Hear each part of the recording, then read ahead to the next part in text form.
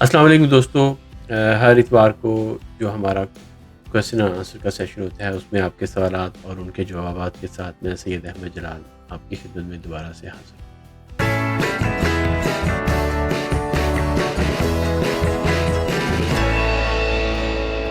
دوستو پچھلے ہفتے میں مجھے کافی سوالات موصول ہوئے، کچھ کا جواب میں نے دینے کی کوشش کی ہے، باقاعدہ جو لوگوں نے مجھ سے واٹس ایپ پہ یا ای میل کے ذریعے سوالات کیے ان کے میں نے جوابات دیے ہیں۔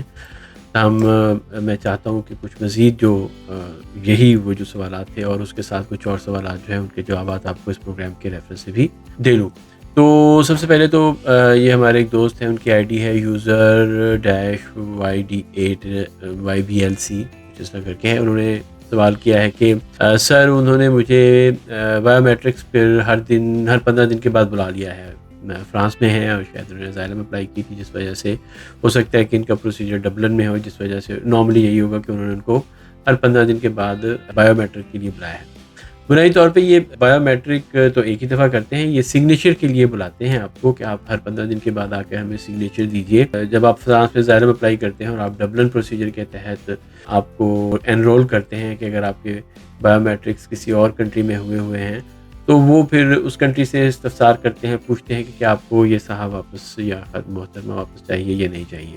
اس دوران میں اس کو وہ بولتے ہیں اسیناسیون اور ریزیڈنس۔ ایک طرح سے یہ ہوتا ہے کہ وہ کیونکہ آپ کا کوئی ریزیڈنس تو انہوں نے آپ کو اکثر نہیں دی ہوتی، آپ کہیں بھی رہ رہے ہوتے ہیں، یا اگر انہوں نے آپ کو ریزیڈنس دی بھی ہوئی ہے تو اس صورت میں بھی وہ یہ یقینی بنانے کے لیے کہ آپ فرانس میں ہی موجود ہیں اور آپ جو ان کی قوانین ہیں ان کی پابندی کریں، وہ آپ کو ہر 15 دن کے بعد سائن کرنے کے لیے بلاتے ہیں۔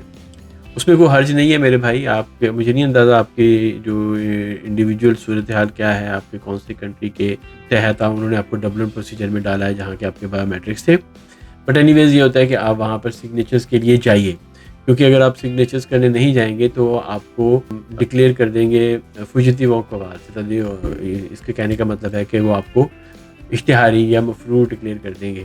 یہ اس سینس میں تو اشتہاری یا مفروض نہیں ہوتا کہ جیسے آپ نے کوئی سیریس کرائم کیا ہے، بٹ اینی ویز کاغذی کارروائی میں آپ کو وہ مفروض ڈکلیئر کر دیتے ہیں کہ آپ حاضری نہیں لگوا رہے۔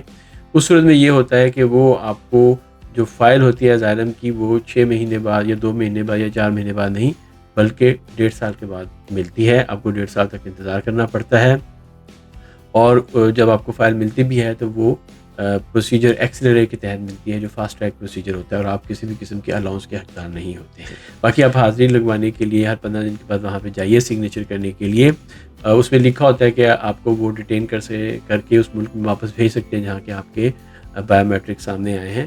تو بہرحال آپ کو یہ دیکھنا ہوتا ہے اپنی کیس کے حوالے سے کہ آپ وہاں پہ نارملی کم ہی کرتے ہیں، بٹ اینی ویز کر بھی سکتے ہیں، اس لیے یہ کوئی شور نہیں ہے کہ آپ کو ڈپورٹ کریں گے اس کنٹری میں یا نہیں کریں گے، بٹ اینی ویز آپ اس اپنے انڈیویجول کیس کے حوالے سے فیصلہ کیجیے گا۔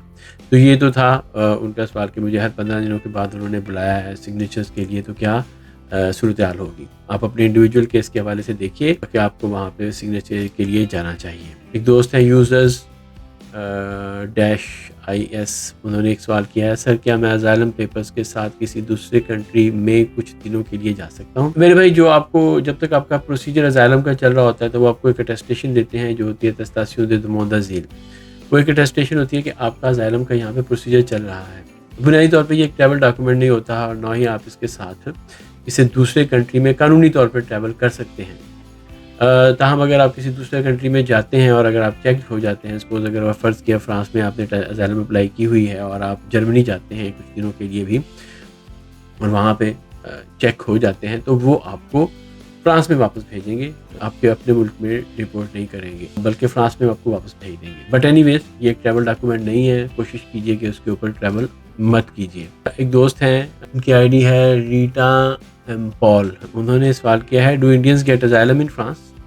What's the success ratio for Indians, please reply. دیکھیے ریٹا، اس میں ایسا ہے کہ Indians like any other country they can apply and they get asylum in France. Although since Manmohan Singh was Prime Minister, India was included in the list of safe countries, but it doesn't say that Indians cannot apply for asylum in France or they cannot get asylum in France. They can get. I have a number of examples. There are very many people, Indian origin, who applied for asylum. Even I have some very good friends, clients, they became my friends as well. So they got asylum. تو یہ کہنا کہ Indians France میں asylum کے لیے کیا apply کر سکتے ہیں اور ان کی ریشو کیا ہے، ratio depends upon success rate, depends upon how you present your case. It is like for every country, for Pakistan, from Bangladesh, for India, or from any other country, even from Afghanistan, people there who apply for asylum, their case is judged the way it is presented. Maybe you can have a person from Afghanistan or Iraq have serious troubles, but he is not able to present or she is not able to present her case properly and doesn't get asylum in France. Contrarily, if somebody from India, although India is not as safe a country as is considered in France, but you can apply for asylum in France. And being an Indian citizen, and success ratio, it depends upon how you present your case. There are serious issues in India as well. Maybe you are in real trouble. Maybe you can explain it properly. It all depends how you explain.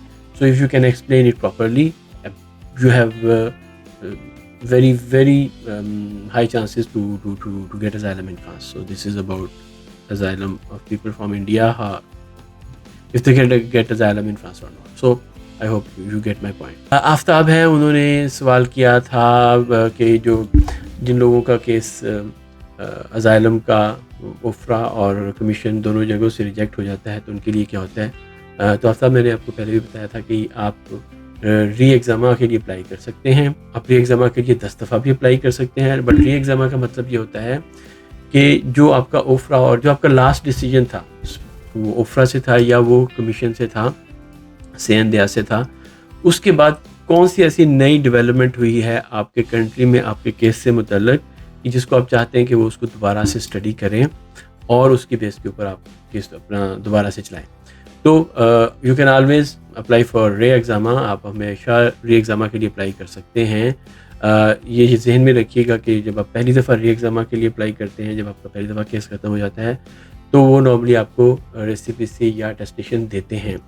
But اگر اس کے بعد آپ دوبارہ سے دوسری دفعہ ری exam apply کرتے ہیں تو آپ کو اٹیسٹیشن نہیں دیتے. اٹیسٹیشن صرف پہلی دفعہ ری ایگزام میں دیتے ہیں، اٹیسٹاسیون دے دوموندہ زیر، وہ جو ڈاکومنٹ ہوتا ہے جس کو ہم ریسیپیسی کہتے ہیں عرف عام میں. But second time when you apply for reexam وہ آپ کو اٹیسٹیشن نہیں دیتے ہیں. اور ری ایگزامہ جس وقت آپ نے کرنا ہے تو اس چیز کا خیال رکھیے کہ یہ صرف اس لیے نہ ہو کہ آپ نے اٹیسٹیشن لینی ہے اور کچھ وقت گزارنا ہے، بلکہ ری ایگزامہ میں آپ کو ڈبل محنت کرنا پڑتی ہے اپنی کیس کو پروف کرنے کے لیے. اور نارملی اگر اوفرا کے اندر آپ کو پراپر اچھے طریقے سے ان کو کوئی ٹھوس ثبوت نہیں دیتے ہیں اپنے کیس سے جڑے ہوئے نئے ثبوت، تو اس وقت میں اوفرا آپ کو انٹرویو کے لیے بھی نہیں بلاتا.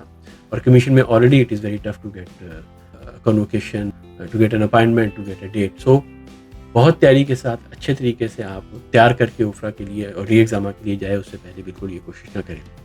میں ایک تو کل ایک ری گروپ میں فیملیال کے بارے میں تفصیل کے ساتھ ایک پروگرام آپ دیکھ سکیں گے، میں اپلوڈ کر دوں گا، جس میں میں ری گروپ میں فیملیال اور ری یونیفیکیشن فیملیال یہ کیا ہیں اور فیملی ری گروپنگ کی کون سی کیٹیگریز ہوتی ہیں اور کیسے اس کے لیے آپ اپلائی کر سکتے ہیں اور کون سے لوگ ایلیجیبل ہیں، اس کے بارے میں کل پروگرام کر دوں گا.